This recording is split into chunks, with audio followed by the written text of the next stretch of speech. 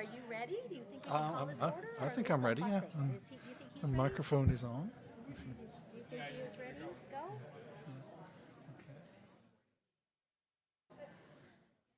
How about we think about getting ready here? Are we all set in the back? We good? All right, so my name is Dr. Jill Leonard. I'm the Department Chair of Biology, and it falls to me the great honor of introducing our speaker for today, somebody who I bet most of you know far better than I do over much more beer than I do.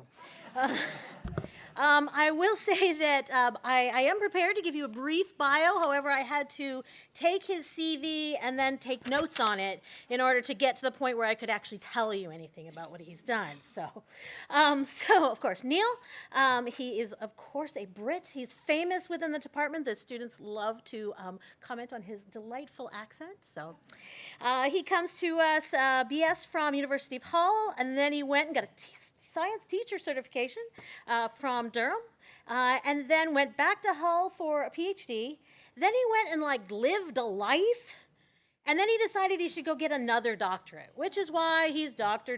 Neil Cumberlidge. So that's where he comes by that. Neil is exceptionally well known, I have to say. So he is a gem and has been a gem for Northern for many years, but through his connections through the international scientific community. He's been the chair of the freshwater crustacean specialist group, also part of the invertebrate conservation, I got to use my glasses, subcommittee of the IUCN, and also is chaired ad hoc committee of the Future of Crustacean Society. So very important, very well connected in his field, and certainly globally known. You can tell that because in addition to his many undergraduate students that he's worked with here and his 14 master's students that have finished from Northern, he's also been advisor for 6 university students, 6 PhD students at universities, and I counted in 6 different countries, which is kind of cool. So he's won a wide variety of international grants and awards, has tons of collaborations. He's the guy that brings the cool people to town, which is always fun. I think it's important to recognize that he has described 16 new genera, at least. By the way, this is the 2021 CV, because you didn't get me the newest one. So everything I'm going to give you just increase it a little bit. So 16 new genera, 72 new species, some named after his wife, some after his students. It's kind of fun. A new subfamily and 3 new tribes. If you don't know what a tribe is in systematics, ask him later. And then has resurrected an additional 70 different valid species that are now renowned to science. So a tremendous amount of work on the systematic side for his discipline, which is incredibly important. This is an area of science that really gets not enough credit anymore, and it's an amazing skill and amazing gift to those of us who follow to actually be able to know the name of that thing. Super important. All of this has resulted in at least 4 books and monographs, 32 book chapters, and the 2021 count of 139 publications, which I figure is got to be close to 150 by now. And don't forget, he came here to little-known NMU in 1985. So he is leaving us after 39 years. So he's leaving a big hole in the biology department. So I will give it to you. Tell us some things. Oh. So thanks, Jill. I've not got much left to add to that, so it was a pretty good summary. But so Jill's poster said I'm going to talk about science with wit and wisdom. So, a big challenge for me there, but you can be the judge of all of that. But so I'm going to start off with frequently asked questions because that's what I thought. Now is the time to answer all of those things that people keep asking me all the time. So I love your accent. Where are you from? Australia? And so, I always prickle, but, I'm very kind to people. Are you the one who works on snails and frogs and worms or something? They're in the right ballpark of weird animals, but, not quite crabs. Am I the Brit who hangs around with Nina from the Children's Museum? There's not much choice there, not much competition, but I'm that one. And what about those stories? Increasingly this is getting like, what about you and Led Zeppelin and Elvis and King Charles and prison? So I think I'll answer some of those questions too. Usually, how did you end up here? It seems so sad to end up in Marquette. You had such a promising life going until you landed here, and that was it. You never got out again. Yeah, they asked me that. And then when they do find out I work on crabs, they ask me how many species, and how do I think up the names. So, and then I'm throwing this one in for free. I rarely get asked this question, what's the meaning of life, the universe, and everything. But I'm going to tell you anyway, for free, just what's in my head. Besides crabs, it's a lot of other things. All right, so I'm from here. I'm from this country, which is called the United Kingdom. Its full name is rarely used, but it's the United Kingdom of Great Britain and Northern Ireland. That's what's on our passports. And we have this flag, the Union Jack, and that's made up of the flag of Scotland and the flag of Northern Ireland, the St. Patrick and St. Andrew, and the St. George cross there. So if you ever wondered why we have such a weird flag, the Welsh are always saying, well, what about our red dragon? And, they left it out because it was a long time ago when they made this flag, but they ought to make amends there somehow. But that's how the Union Jack came about. So that's for free as well. That's, just a bit of extra stuff because, but I'm from here. So Leicester, I'm going to talk a little bit about that because it's where I began my life and grew up there. But I went to school up here in Hull, which is in Yorkshire. I'll talk about that. And then Jill mentioned I also did some education work up in Durham, which is even further north, but not quite Scotland. And then I moved to Wales and did some work there before I went to Africa. So that's the outline of things. So I'm from Leicester. And so Leicester's famous for lots of things, but this guy is Richard III. And we never said much about him until we found his body, his bones, in a council car park a few years ago. And so we dug him up and we made a visitor centre, and now loads of people come to Leicester just to see Richard III. And so so we count him as Leicester, but this lady, Lady Jane Grey, she was a queen as well, royalty. 9 days, though, before she got beheaded. But, it was 9 good days. But she's from Leicester. Her house is now a park, a deer park that all the people can visit. These are for biologists, so if you're not a biologist, you won't have heard of Henry Bates, but he gave us Batesian mimicry. If you've done that in your courses, the mimicry that we notice in nature, he's the one who first described it. You may have heard of him. This next one, Alfred Russel Wallace, he was from Leicester as well. He co-authored the theory of evolution with Charles Darwin, but Darwin gets all the praise because he wrote the book, and so but they wrote a scientific article the year before Darwin published his book. But he's from Leicester. So moving on to the 20th century, Engelbert Humperdinck. When he was selling shoes in one of the stores in Leicester, he was known as Jerry Dorsey before he made it big and became Engelbert in Las Vegas. And then the Attenborough brothers. So Richard Attenborough here, Jurassic Park. He's the one in white. If you don't know Jurassic Park, but so he's pretty famous actor and producer and everything else, and his brother as well, David Attenborough. So they went. Their dad taught at Leicester University, and so they grew up in Leicester, and that's where they're from. And of course, Graham Chapman from Melton Mowbray, just outside Leicester. One of the Monty Python guys, if you're too young to remember them. But he was that one. He actually came to Northern back in the day. Yeah, I was there.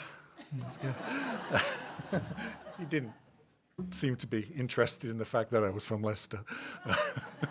But But I was in a band. I've got to confess to that.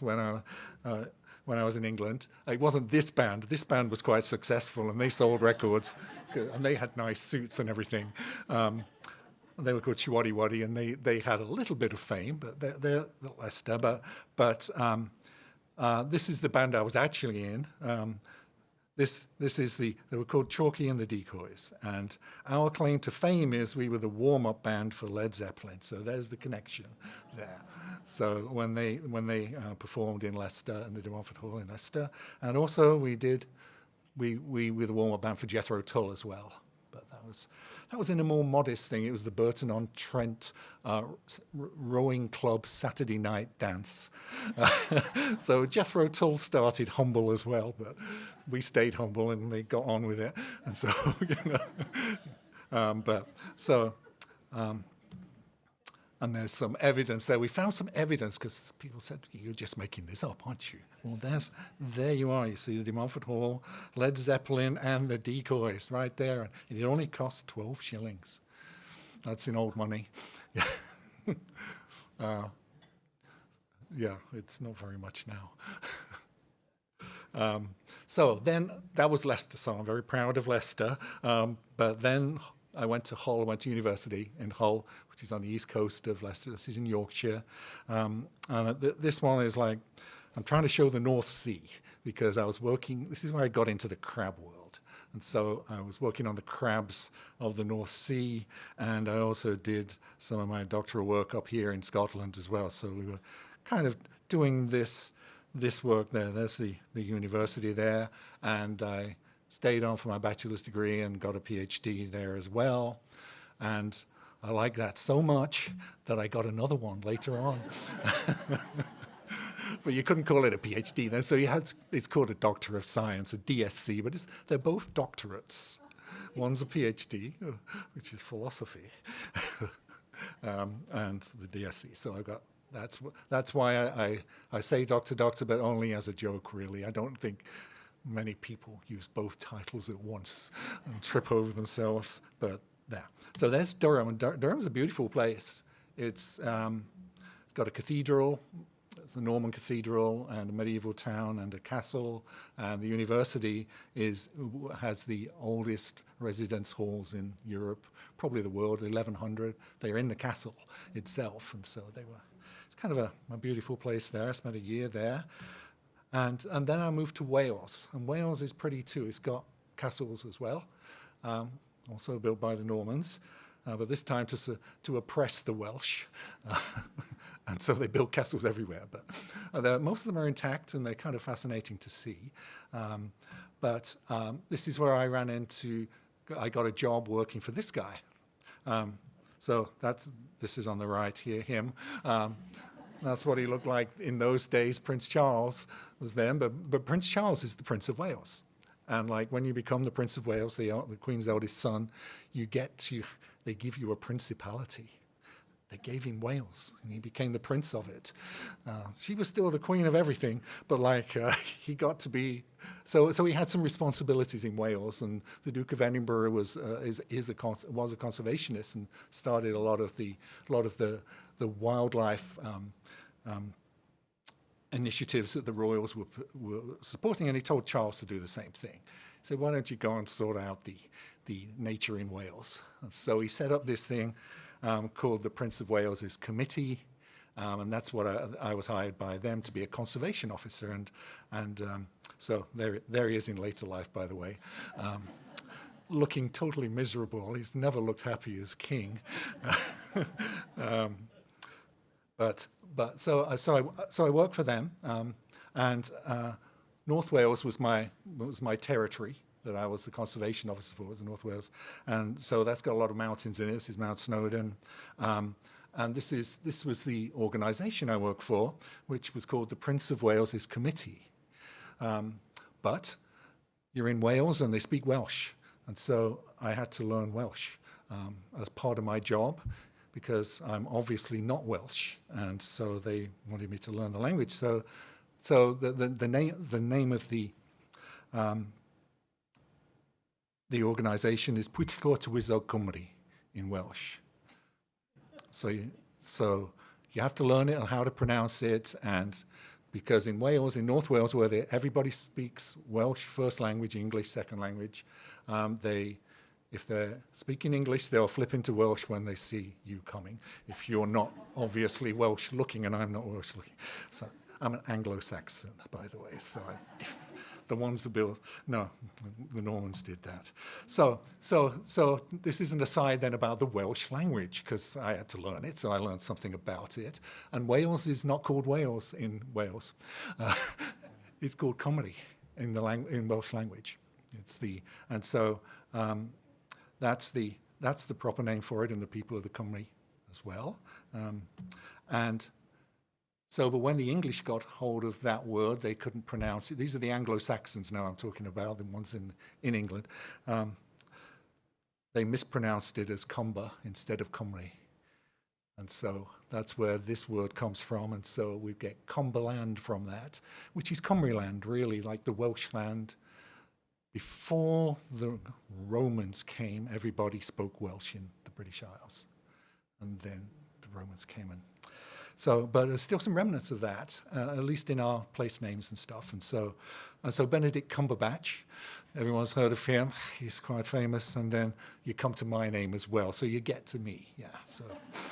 So in the end, so it half explains. Lidge is like a ledge. It's a ridge of hills between Wales and England is what the name dates back to. And this is me in earlier years when I was feral, before I met some good people who straightened me out and trimmed my hair and everything. So just the last thing about the Welsh language, just in case you haven't ever seen it written down. This is a town I used to live near on the island of Anglesey in North Wales. This is a station. When you pull into the station, they have to have about 5 poles to hold the sign up, because it's very, very long. And it's 51 letters. And so I'll pronounce it for you because you're dying to know how you would say all that stuff. But it's Llanfair pwll gwingl go gadw cwn drobwll Llantysilio go go goch. So there. But it's a joke in Welsh, by the way. They're having a joke on everyone else, but nobody really gets it because they don't get past the first few letters. But it literally translated means the Church of St. Mary. That's Llanfair there. In the hollow of the white hazel trees and the rapid whirlpool by St. Tysilio's red cave. And so it's a very nice place. But so that's the Welsh language anyway. So they made me learn that and how to pronounce it and stuff. So I forgot most of it, but I still have remnants of it, you know. But so after Wales, I moved to Africa. Got a job in Africa, in North Africa. So that's this place here, Kano in Nigeria, and the job was on the edge of the Sahara. And I was interviewed in London, and they assured me they had crabs there. And I said, "Are you sure you're 1,000 kilometers from the sea?" And they said, "Oh yeah, there's loads of crabs." And so when I got there were no crabs where I was. It was, after all, almost the Sahel, you know, on the edge of the actual Sahara, and crabs need a little water. But there were some in the rest of Nigeria. But I worked in an Islamic university, called Bayero University. And so in northern Nigeria, most of it is Islamic, the whole region there. And so that was an interesting experience. I taught in English, but everyone else spoke Hausa. And so I spent 4 years there, so I tried to learn Hausa as well, so that at least I could go and buy food and things in the market, because nobody spoke English outside of the university campus. So that was interesting, because Al-Qaeda was getting going then as well. They were only mad at other Muslims in those days, and so they were sabotaging other Muslims who weren't Muslim enough. Well, there were a couple of uprisings during that time there, and they were not entirely happy with the science faculty, because we were saying things against the Quran, that is, you know, the way you do, not against the Quran, but the way you say science is going to contradict stuff. But there were crabs in the rest of Nigeria where the rainforest is, and so I was able to go collecting there. And later on, I moved to Liberia, spent a year there, and was collecting crabs there as well, until I sort of took over the whole of West Africa as my area of interest for crab collecting and exploration, which is about 18 countries altogether, if you're keeping count. So there. So, but when I first came to Marquette, this is that 1985 date, I wasn't really working at Northern, but it was my wife, Louise Borgo, who's passed away now, but she's the one who got hired. So the reason I'm here is because Louise got a job in CAPS, and which is Communication and Performance Studies, but probably not that anymore. So I followed her, so there we are, and this is in Gambia, where this is the village where Alex Haley's roots, when he went back to Africa, this is the village he traced his roots back to, and they had a bamboo there, a baboon there. There. But what we did when we left Nigeria was sold everything we owned, because we were young and foolish, and bought plane tickets, because we were paid in Nigerian naira, which you cannot spend anywhere else in the world. And so I was saying, what are we going to do with our money? And so we bought plane tickets, because at least you could travel. And so we sort of backpacked around the world. So we started in Nigeria, and then we went up to Paris and London, and then over into Marquette, and then we went west, and there and down into Tahiti down there, and over into New Caledonia and Melanesia, and then New Zealand, and then a couple of places in Australia, and then up into Asia, Southeast Asia, in Bali and Java in Indonesia, Singapore, Malaysia, and Thailand, and then hopped over into India and spent some time there, and then flew back to Paris, and then back into Marquette, and then after that, Louise had just got hired, but then she got offered a job in Liberia, so she took a year out and so we moved to Liberia straight away. And so we spent another year in Liberian rainforest, so that's how we ended up there. But she still had a job open here, and so this was the early days there. But then we were gonna move to Marquette. I was, bred working in Nigeria, and I got married here on a tourist visa, but we were going to need a green card to settle down and work here. So I put these in for Karen. Karen Ogle, where is she? Down there, there you are, because this is the US Embassy in London. The old version where I had to go through all of the stuff to get my green card, and this is the improved version over here. So I was an immigrant, and I didn't come across the southern border, honestly. I went the other route. I married an American, and that's the way to get a green card. No, it was, I'm joking there. We married for love, But I got a green card, and then we could move to America, and a few years, yada, yada, yada, I got a passport. Dual nationality, because the Queen doesn't let you leave. Being a Brit, I was a Brit, but you can be dual. But what we came with was some summer clothes, about 3 suitcases. One of them was full of my crab collection, and so we had. And this was January in Marquette, so we were completely unprepared for this, and so that's what we started with. That was that. I got a job at Northern. I had a green card. They would employ me now. And I got a job in biology as an adjunct. And they said, oh, well, why don't you work in the prison for a while?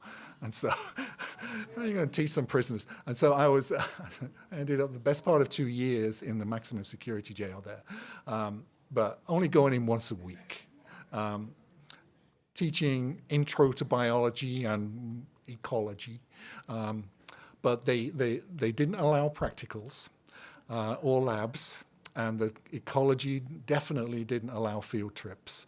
And so they got everything on video. They were lucky to get that. But it was the maximum security is where the dangerous guys are that are doing a lot of time, because there's no death penalty. People do, their entire lives inside jail.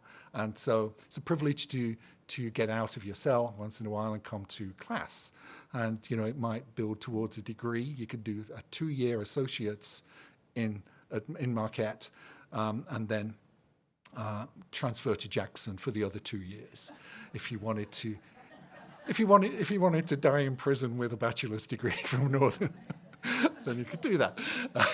But that was kind of. But it was so that's what their motivation was. There was only 24 allowed in the room. There was no guard, and I was on my own. They had 2 guys who were trustees. Who they were plants in there who were to protect me if it all kicked off, but they never told me who they were, and. I think they were 2 of the troublesome black Muslims that were in my class that always bugged me about Saudi Arabia and stuff like that. They thought the maps were all wrong. We'd drawn the maps wrong, and they wanted. So I argued there. But we also had a program at the base as well when it was an Air Force base. So I was teaching there at K.I. Sawyer. So this is how Northern kept their enrollments up back in the day. Each one of these, they get Pell Grants, they can pay money, and we can count their enrollment, and, all was good. I mean, they eventually closed the program down. So that's where I started. I didn't teach on campus. But that was. But I did get onto campus eventually into the biology department and taught a whole bunch of classes. So there's just a list of them, not very interesting particularly. But to you, if you're not me, that is, it's very interesting to me. But what have I got to say after 30-something years of teaching is, well, I use the Nina Wire Itna wisdom. This is the wisdom part. It all comes from Nina, really, my wife there. Students won't remember all of the details you taught them, but they will remember forever how you treated them and what kind of person you are. And so I think I've always thought that was very true, that the things that we teach them, they've got the internet and books, and they can go back and refresh the stuff. But they'll always remember, when you say your name, they'll remember what kind of person you were, how you did that. So I had loads of students. Jill gave a list of students. Northern doesn't give PhDs, but I somehow was on 6 PhD committees. But not from Northern, but I was a member of the committee, so we did it that way. But we do have a master's program. We have lots of master's students. But here's one of them, because our master's program sends our students to all kinds of interesting places, into graduate school to get PhDs and become professors themselves, and into medical school, and to dental and all the other places, all the other professions. But here's one. Ellen Lever, she graduated a couple of years ago. This is a picture of her on graduation day. We're at Dreefer, by the way, one of the fine days in Marquette, where we could stand outside. So I put on some of my doctoral gowns. The real one is red, but this is the daily gown. The one you go to dinner at the high table on. But Ellen's done well for herself. She now works at the Golden Nugget in Las Vegas. And she's streaming this, so I hope she's sort of saying hi. And it's a respectable job. She's the biologist in the shark tank. And so they have a shark tank. They have sharks. She looks after them. And so this is Ellen in her daily activities. She gets in a wetsuit and scuba gear and goes down to feed the sharks and tend to the ones that are not doing well and all of that. So it's a very nice job. The wetsuit, by the way, is chainmail.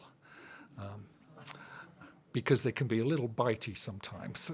And so, yeah, they do have a high turnover of staff, but she's lasted a long time. Yeah. And then when they asked her what kind of fish she wanted to add to the aquarium, she said, I want a crab, because she came from the crab lab here. By the way, her PhD, master's degree was on the evolution in Madagascar and freshwater crabs. So she was ready for sharks any day, and then what's beyond. But so they say, we can't get you a crab, we'll get you a lobster. And so they brought her one of these warm water lobsters who's crawling around the tank. So when you see him there, that's the NMU lobster. It's because of us that they have a lobster in their tank next time you're in Las Vegas. But so I've been through all the ranks in biology, from the adjuncting at the prison and the Air Force Base, assistant associate professor, got tenure, became the head. I was thinking also, I actually took classes here too. When I first came, as spouses get free tuition when we first came here. Before we went around the world, I learned conversational French for free as part of the benefits of being a faculty spouse. And so I've seen it all, right? So if anybody of you been here long enough, this is what West Science used to look like.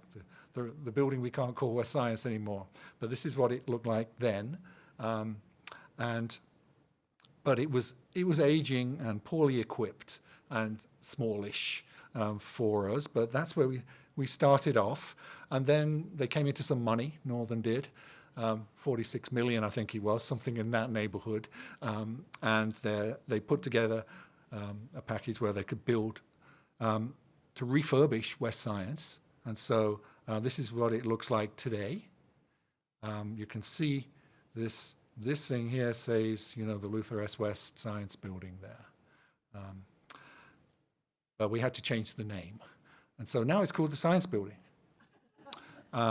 Formerly West Science, but we can't say that part either, so we say the West Science Building. And then in the same project, we built a second science building, a huge one, so we really expanded. This was, for 20 years, was known as the New Science Building. And then a couple of years ago, somebody said, should we give that like a proper name or something? And so they called it Western Hall. And that's what it is today. And so it wasn't confusing to have a West Science and a Western Hall next to each other, both science buildings, both with West in them. So if you're keeping track, we've got to always have one building just called a building. So like, and even if you get a name, you can lose it. Luther West was not. He had history. He had stuff that we could no longer use his name. But something happened. Our enrollment went up. So this is enrollment for the administrators here. Enrollment. Every meeting I went to, this was first on the agenda. So everybody's tuned into enrollment. But it started to grow. We were about 300 when we were in the old building. 300 majors in biology, and now we're at 700 and pushing it now, still growing, because this building had more teaching labs and more research labs and more equipment, came with an equipment grant, more faculty offices.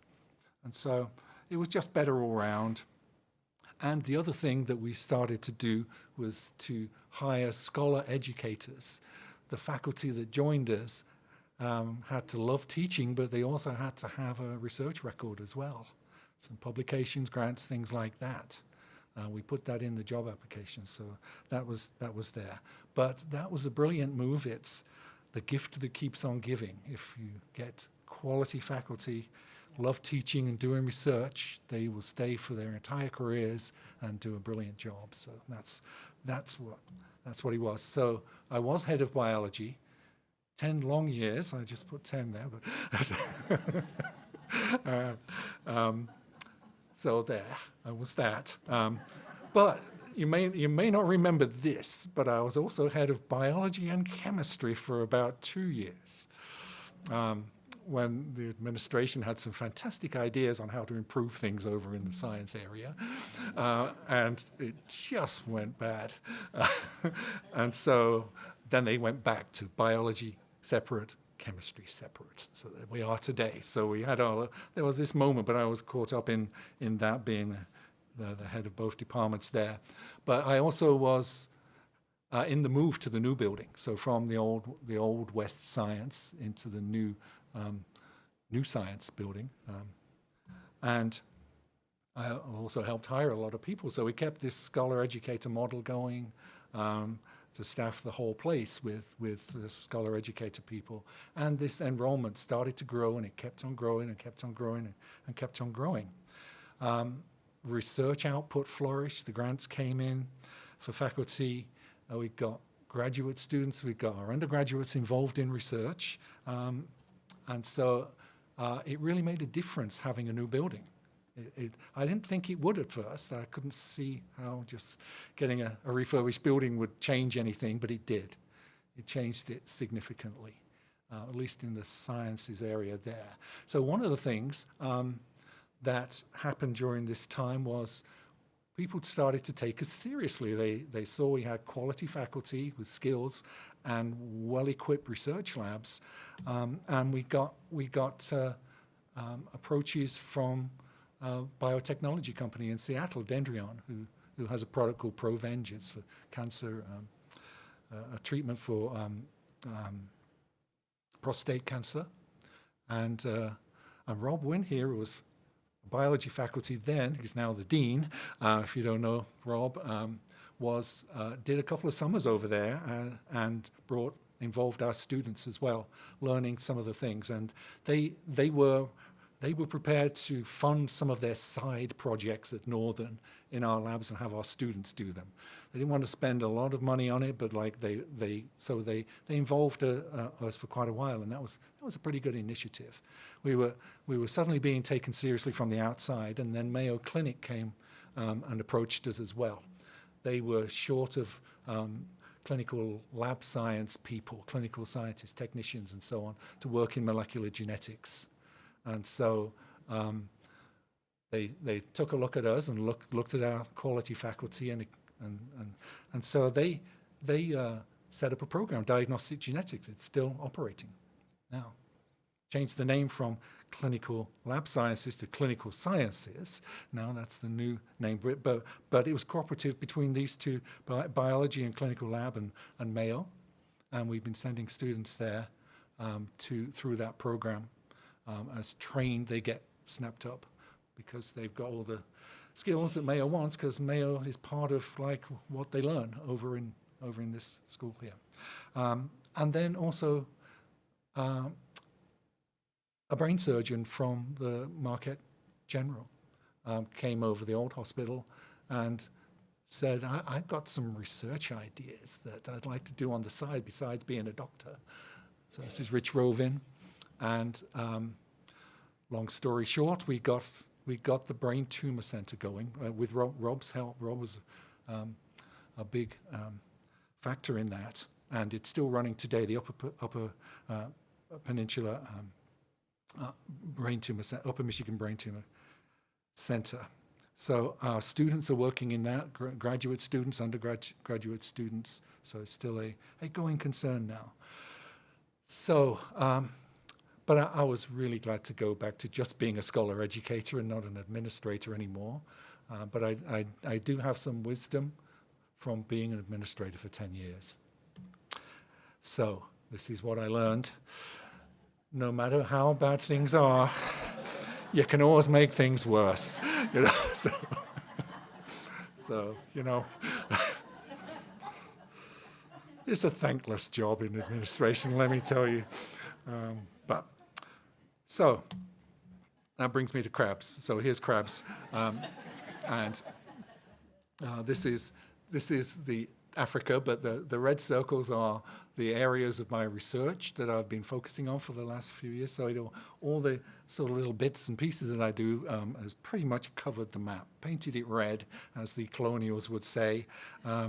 But Africa and Madagascar together are called the Afrotropical region, and work on these Madagascan crabs as well as that. So there's lots of things going on there. I've worked on all the islands as well, naming things from all these different places. So there's been a lot of I'm at the point now where I think I could say something about the continent as a whole. So how do we get our research done? Well, we have to go to Africa and discover new species, so collecting them in the first place. So I've got 3 graduate students now who are registered with the University of Douala in Cameroon, but they're working in Sierra Leone and Cameroon and the DR Congo, and they're collecting crabs in real time, really. We've got them funded, and they're finding new species everywhere they look, because I've got them going into biodiversity hotspots in tropical rainforests that has never been explored for crabs before. So it's really a productive thing. And this is the nerve center of everything, the Crab Lab, Cumberlidge Crustacean Systematics Lab and Museum. So we've got this fantastic digital microscope, which helps us a lot with a lot of our illustrations there. This is me with Paul Clark from the Natural History Museum, and there's me with one of our students, Grace, who's here somewhere. I saw her. Oh, she's at the back now. All right. And this is where we do a lot of the research and produce publication quality pictures like these. And so it's been a real help to push along all of the. When we describe new species, we've got to do that. But we also have.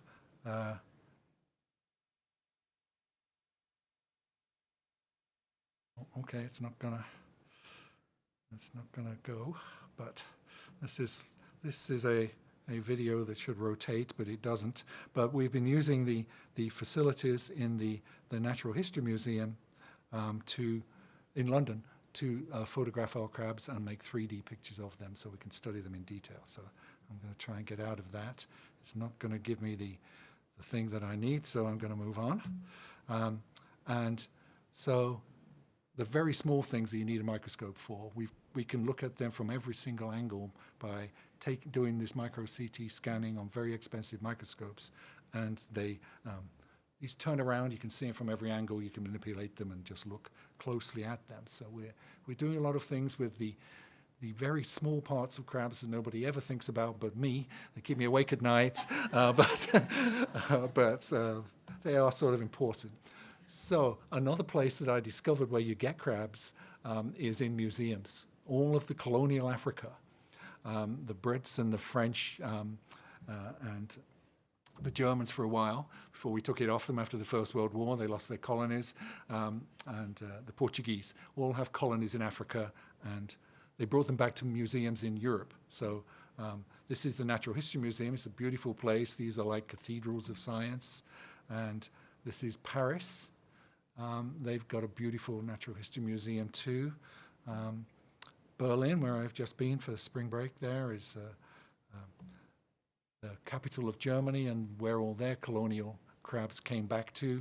This is Belgium. They had the Belgian Congo, and this is the Congo Museum near Brussels. Vienna, I did a sabbatical in Vienna, and Stockholm, went there too. Harvard has a lot of specimens. Americans didn't have colonies, but they did have expeditions to Africa. They had scientific, and they brought them back to the big museums. So Harvard is one of them, the Museum of Comparative Zoology. The Field Museum here in Chicago, that's where all my Madagascan crabs are, and the Smithsonian on the Mall in DC. And they do a nice show at night as well in that museum there. But we're not going to the public part where I do research. There's a research part of the building where all the specimens are, where all the scientists work that the public don't see. So here's my take-home message then. If you want to study want to see the world, study crab biology, right? So, you can get around all over the place with crabs. This is your ticket to go and see them, is think more about a life with crustaceans in it. And so these are, it's a lot of places we've been to. Still more, still more. Oh my God, yeah. Went to Canada too. So this is the updated version of what Jill was saying, but it's like, how many publications? Well, there's a lot. There's just a lot. But the ones that are in peer-reviewed journals and books, it's around 200 now. So it's kind of a milestone there. But there's lots of other kinds of way you can publish, and they're listed there too. And these are the books. So that's my first one in freshwater crabs of West Africa. And then I did some conservation books here, edited this, and a second one on crustacean systematics. I was the editor of an environmental encyclopedia as well, just as a sideline, really, writing articles there. This is one of the textbooks we use at Northern for freshwater biology. I wrote the crab chapter on that, the crabs and crayfish chapter, and this chapter's in here on Madagascar. So lots of these things, but I'm working on this now. This is in progress, freshwater crabs of the world. So I'm taking over the whole place. I've grown out of Africa and I'm just moving, spreading my wings a bit. So I've got about 25 co-authors to do this, but specialists from all over. But so that's in progress as well. So it's made a difference. The numbers of crabs that were there before I started and afterwards, and known from Africa, has just gone up from 89 to 174. Madagascar's been transformed. We just had no idea how many species were there, and we were able to produce all these new things, species lists, how to identify them, identification keys, and conservation red listing, which ones are threatened with extinction, distribution maps, classifications, evolutionary trees, and where did they originate from back in history. We did all of that. These are the new numbers. So it's 88 new species now, so that's quite a lot. And then there's those other things too, the higher taxonomic categories that I've done. And if you do all of that, you get things. Well, my DSc was for doing all of that. So, you make a name for yourself, I suppose. They give you an award. The Crustacean Society gave me this Excellence in Research Award last year. And you can become a fellow of a learned society, the Linnaean Society of London. So I'm that. I'm an FLS, a fellow of Linnaean Society. So you get recognition there.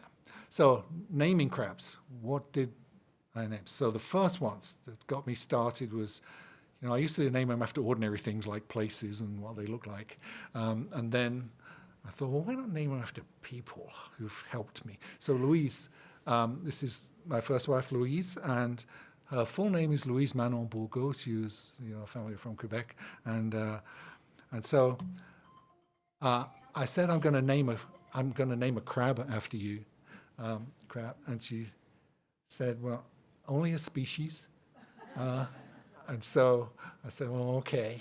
And so I found a genus for her. I was working on a genus. So I named the genus. So there's a genus called Louisa.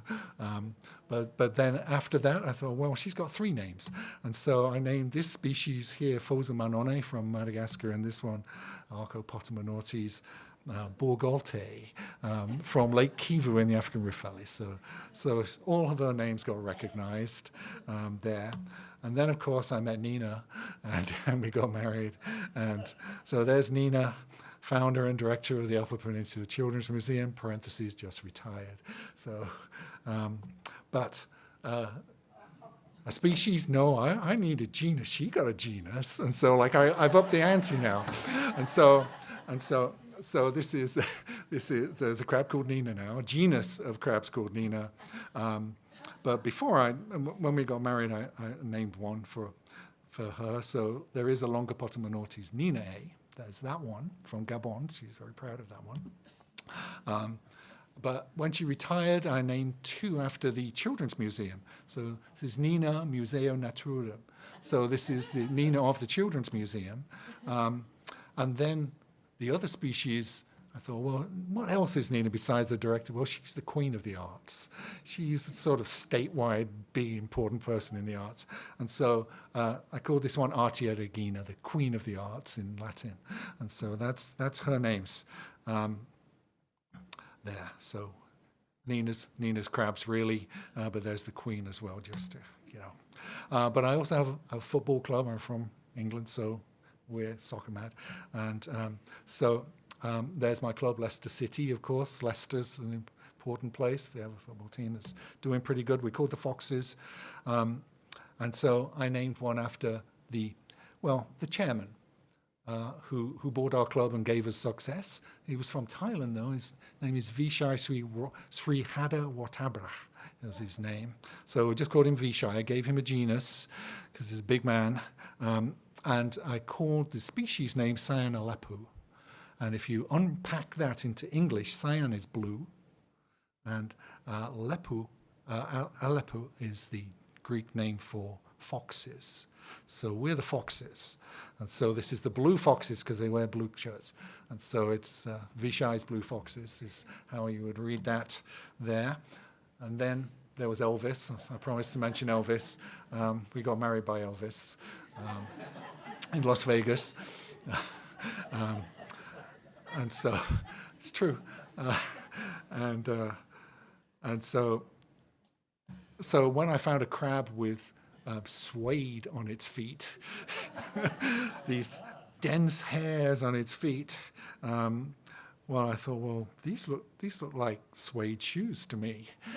What does that remind you of? And so blue suede shoes. And so we called it Malagasy elvisi after that. So because one of the reviewers, by the way, when I suggested this name, he just wrote in the margin, "Good grief," you know, like he said, "Has it come to this?" You know, I'm letting the side down here, but he let it go. So, you know, so it's out there. Elvis has a crab, but got into conservation, and all of these are threatened species from Cameroon that we've been working on intensely, and we've done their species red listing assessments of them, and so we're doing conservation programs now in Cameroon with my African colleagues over there.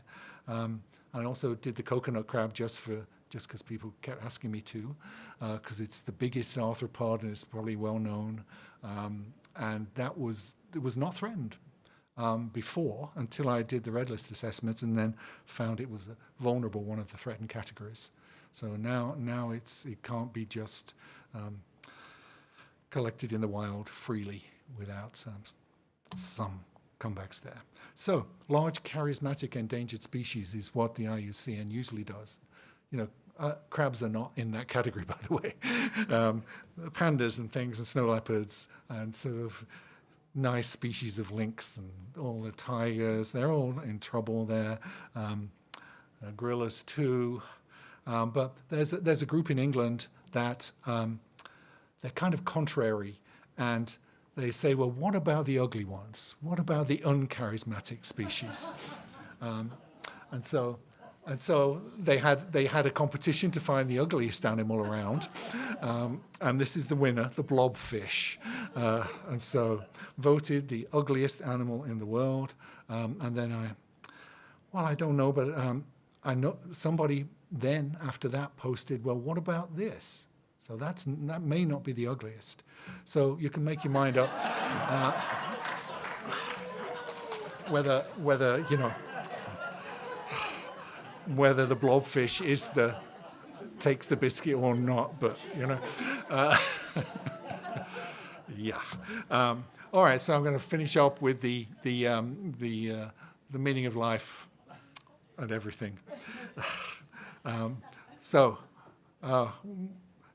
Darwin changed everything when he said we had evolved on this planet, because before that we were specially placed here, created especially, and we were the king of everything and the purpose of everything. And then Darwin came along and said, "Nah, you're one out of millions of species that evolved on this planet. You're just like all the others. You're just another species of primate." So there we are up there. The humans are in with all the other mammals up there. That's Douglas Adams, by the way, saying don't panic. He's the one who wrote that book, and Hitchhiker's Guide to the Galaxy as well, which is where I get all my philosophy from. But so here's what I can say about life on Earth as a biologist, because we've been studying this for so. So the Earth's old, is 4.5 billion years, and It was a ball of molten rock at first, but it cooled down fast.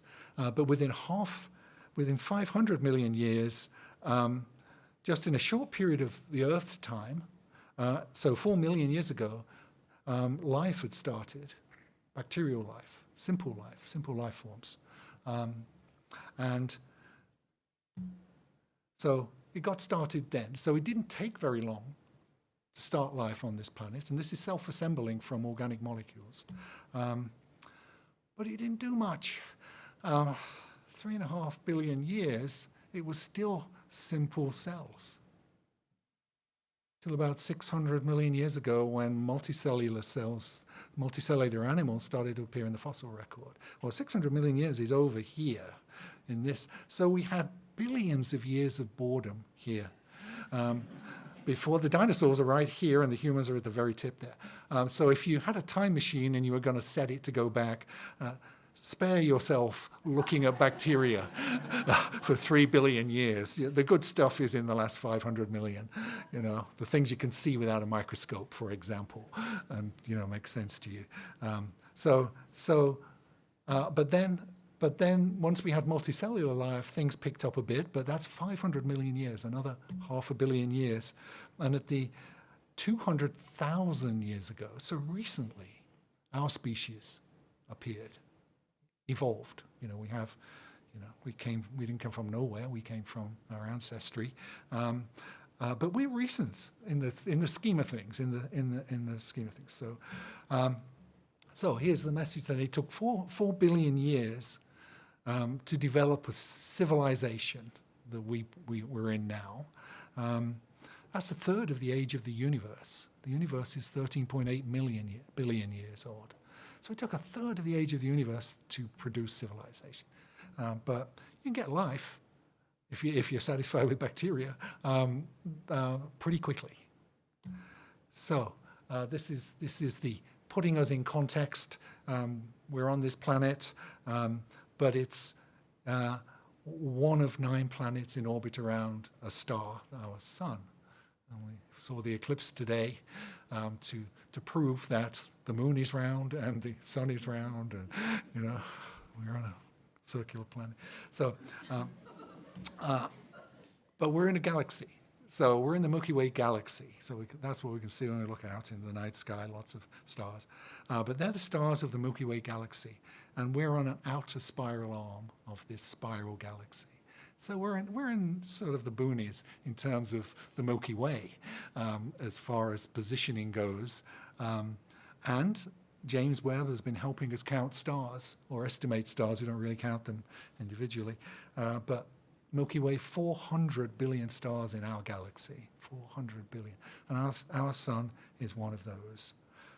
And then, of course, the James Webb is looking back at the rest of the universe, 13.8 billion years old, and we can see most of it. And their new estimates are 2 trillion galaxies. So the Milky Way is one of 2 trillion. So what are the chances there's life out there? That is, are we alone in this universe, right? So just do look at our galaxy. We've got 400 billion stars. So the space scientists, they say 20 billion of those have Earth-like planets. 20 billion have Earth-like planets. Same distance from their sun, with water, oceans, and part of a solar system. So what is the chances of life getting started on those planets and those 20 billion places? And so it's pretty high, it's highly probable there is life out there. But here's the downside, it's bacteria. Because once bacteria evolve, they don't do a whole lot. I mean, the bacteria that evolved 4 billion years ago are still around today, bothering us, with all kinds of problems. But they haven't made much of themselves. They haven't become multicellular. They haven't developed into big-bodied things. They just didn't do it. And so bacteria could be out there, and that's what they actually expect to find on Mars even, that it's pretty easy to get life going. 500 million years. it can self-assemble. These are using the common elements in the whole universe: carbon, hydrogen, and oxygen, nitrogen. That's what we're made of, and that's what's over there. So Monty Python.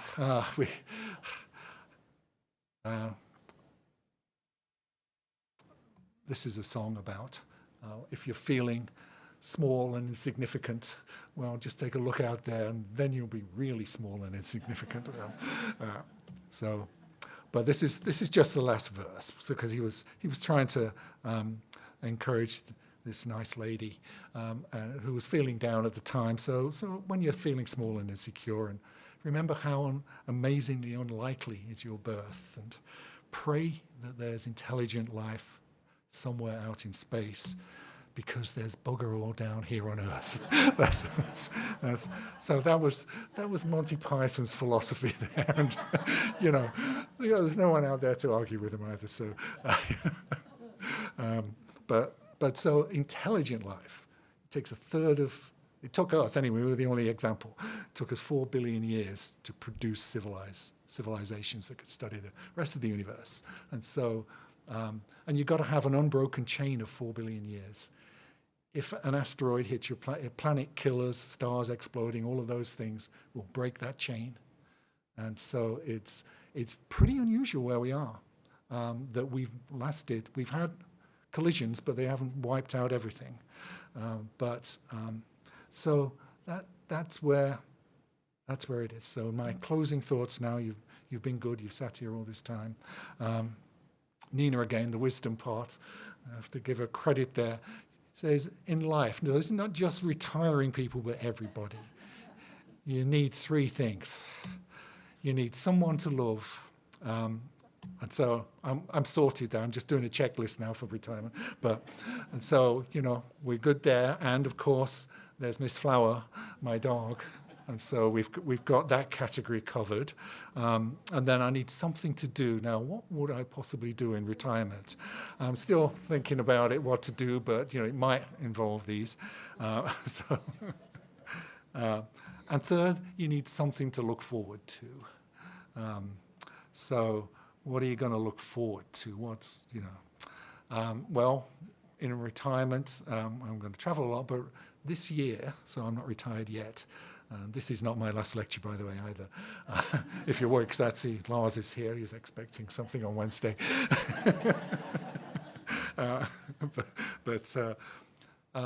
I just got back from Berlin in spring break. I've just been invited to give a talk in Belgium at the end of this month. And then the end of May, I'm going to Taiwan to present my research at the Crustacean Society. And then in June, the Natural History Museum is coming over here. Paul is coming over to help me pack my crab collection and send it back to London so it can be looked after into posterity.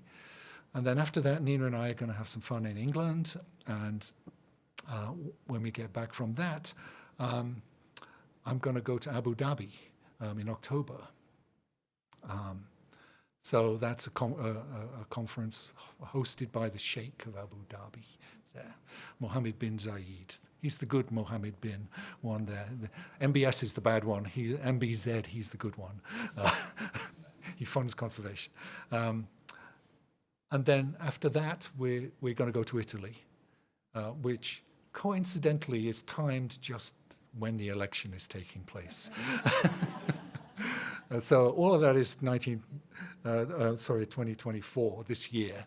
And then after that, we'll add some more stuff for next year. So that's it. Thank you for listening. Yeah.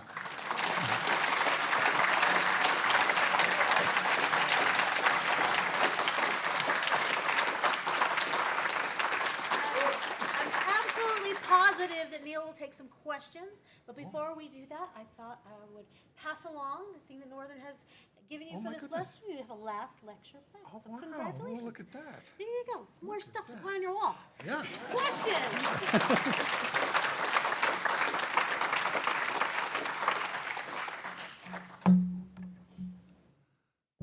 Okay. See, I didn't have questions on my slide, which is what I usually end with. Yeah. I don't have a question. Oh, okay. As a non-scientist and someone who never really enjoyed science, I wish I had. Oh, okay. That's very kind.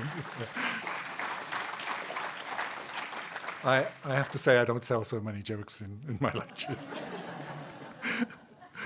But this is different. Yeah.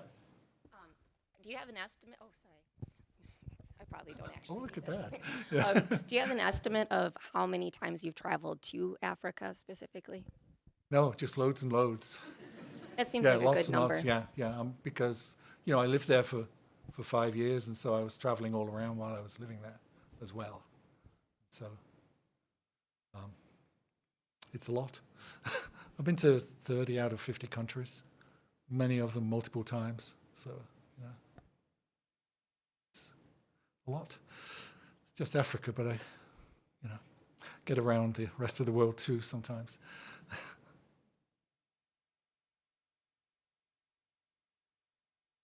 Oh, Brent. What is your instrument? Oh, gosh. Trumpet is what I played in Led Zeppelin. No, in the decoys supporting Led Zeppelin. I must, not get ahead of myself. Yeah, so trumpet was. Your favorite song from your band? Oh, Proud Mary. Yeah. We were a soul band. We did soul and blues. We did Tamla Motown, the English way, but we did it.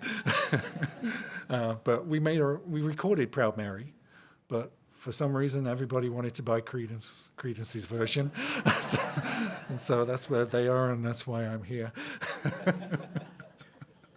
But yeah, so that was.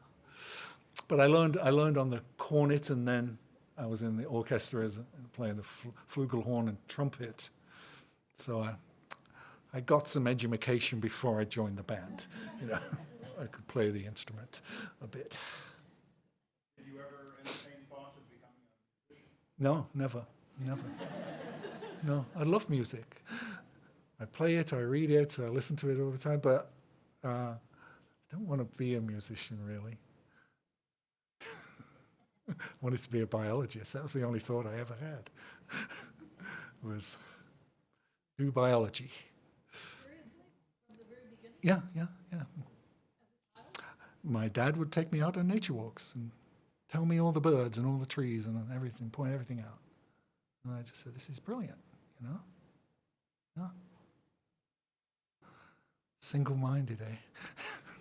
Didn't stay a little boy for the rest of your Yeah, I know, they made me learn an instrument, but I still wanted to come back to biology. Yeah.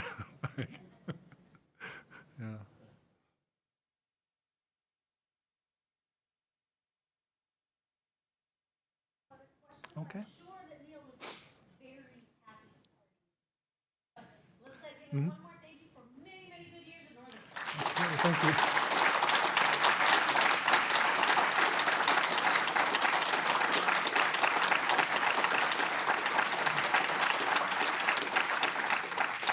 And so if you're not doing anything afterwards, Nina has reserved a room in the Third Coast Pizzeria on Washington. Used to be Aubrey's, where you can come along if you want and just have a drink and eat some pizza, I guess. Oh, yeah.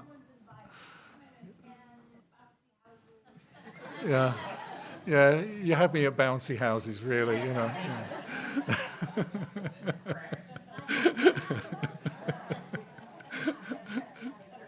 Yeah. Yeah, she is planning. Okay, thank you.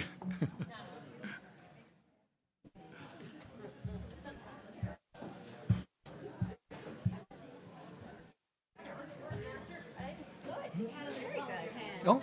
Oh, okay. Congratulations. Oh, thank you. Yeah, it's good to see you.